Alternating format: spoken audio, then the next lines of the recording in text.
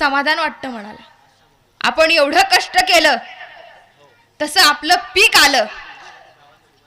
शेतकरी समाधानीच झाला. अचानक काळजात कल्लोळ उडाला. एवढं कष्टानं पिकवलेलं पीक डोळ्यात देखत वाया जाताना दिसायला लागलं. सह्याद्रीच्या दऱ्याखोऱ्यातली रानगव्यासारखी जनावरं पिकांमध्ये दैदोस घालायला लागली. सगळं पीक नेस्तनाबूत करायला लागली. शेतकरी हवालदिल झाला. धावत धावत मासाहेबांकडे गेला आणि मासाहेबांना म्हणाला की मासाहेब, तुम्ही बैलजोड्या दिल्या, खतं दिली, बी बियाणं दिली, मोत्यासारख्या दाण्याची कणसही लकडली, पण मासाहेब, सह्याद्रीच्या दऱ्याखोऱ्यातली रणगव्यासारखी जनावरं पिकांमध्ये दैदोस घालतात, सगळं पीक नेस्तनाबूत करतात. काहीतरी करा मासाहेब, काहीतरी करा मासाहेब. मासाहेबांना कळून चुकलं. जर शेतकरी जगला, जर शेती जगली आणि तरच शेतकरी जगेल. आणि मासाहेबांनी दुसऱ्याच दिवशी आजूबाजूच्या गावामध्ये दौंडी द्यायला सुरुवात केली की जो कोणी या शेतीचं, या पिकांचं, या रानगव्यासारख्या जनावरांपासून रक्षण कराल त्याला सोन्याचं कड देण्यात येईल. तशी सह्याद्रीच्या दऱ्याखोऱ्यातली तरणी बांड पोरं गावागावातनं बाहेर पडायला लागली. रातोरात पिकांभोवती पहारा द्यायला लागली. एखादं जनावर धुसफुसताना दिसलं की त्याच्यावर झडप घालायला लागली आणि त्याच्या मुसक्या आवळून शिपटे दाखवायला मासाहेबांकडे आणायला लागली आणि सोन्याचं कळ मिळवायला लागली. रात्री 1:30चा प्रहर होता. लाल महाल संत शांत निद्रिस्त झालेला. 4-5 तरणी बांड पोरं किलबिल करताना दिसली. तसा पहारेकरी पुढे झाला आणि त्याला विचारलं, काय रे, काय गडबड चालली?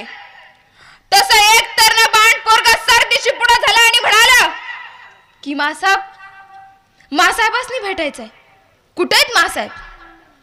पहारेकरी म्हणाला, सकाळी ये. नाही, मला मासाहेबांनी भेटायचंय. अरे होय लेका, सकाळी ये. नाही, मला आत्ताच मासाहेबांनी भेटायचंय. अरे येडा का खुळा लेका तू, सकाळी ये की.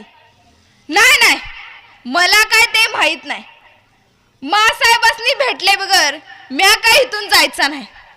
अरे येडा का खुळा लेका तू, रात्रीचं 1:30-2 वाजल्यात, मासाहेब झोपले असतील. आणि हा सगळा गोंधळ ऐकून मासाहेब स्वतः येत्या झाल्या आणि मासाहेबांनी विचारलं, काय रे, काय गडबड चालली? तसं ते तरण बांड पोरगा सरदिशी पुढे झाला आणि म्हणाला